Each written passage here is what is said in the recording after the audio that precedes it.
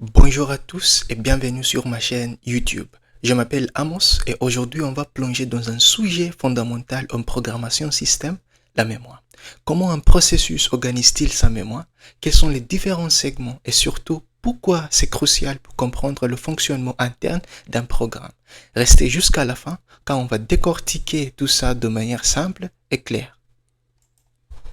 Jusqu'à présent, nous avons vu comment créer des fichiers exécutables avec le compilateur GCC et en général le processus est le même avec d'autres compilateurs comme Clang et TinyC. Et chaque fois que vous exécutez un fichier exécutable, le système d'exploitation crée un nouveau processus.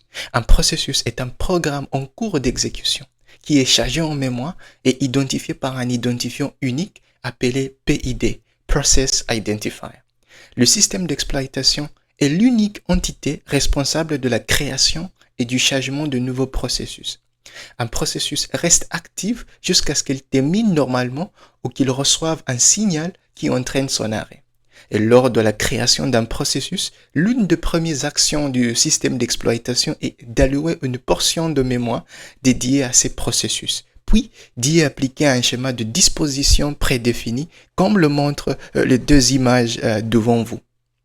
Et ce schéma de disposition de la mémoire est dans les grandes lignes similaire entre les différents systèmes d'exploitation, en particulier celle de type Unix.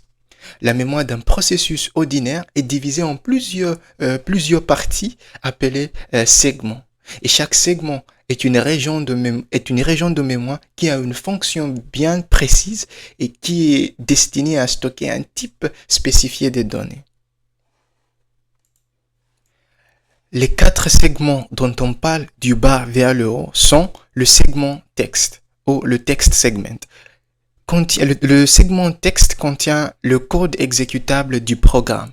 Ce segment est généralement en lecture seule pour éviter toute modification accidentelle du code pendant l'exécution. C'est normal car il est partagé entre les processus qui exécutent le même programme. Et le segment de données, ou le data segment, stocke les variables globales et statiques initialisées par le programmateur. Le segment BSS, Block Started by Symbol, contient les variables globales et statiques non initialisées ou initialisées à 0. Et le segment TA, ou bien le heap, est une zone mémoire utilisée pour l'allocation dynamique pendant l'exécution runtime et avec les fonctions comme malloc, calloc et realloc. Sa taille peut varier au cours de l'exécution du programme. Et la pile est utilisée pour stocker les variables locales et gérer les appels de fonctions. Il fonctionne selon le principe LIFO, last in, first out, dernière entrée, première sortie. Il contient aussi l'adresse de retour et les paramètres des fonctions appelées. Comme montré par des flèches, la pile et le tas croisent dans des directions opposées en mémoire. La pile commence à la partie haute de la mémoire et croît vers le bas, tandis que le heap ou le tas commence à la partie basse de la mémoire, libre et croît vers le haut. Pour mieux comprendre comment les variables d'un programme C sont organisées en mémoire, examinons un exemple simple. Ce programme contient plusieurs types de variables qui seront stockées dans des différentes zones de la mémoire. Commençons par la variable globale, global data.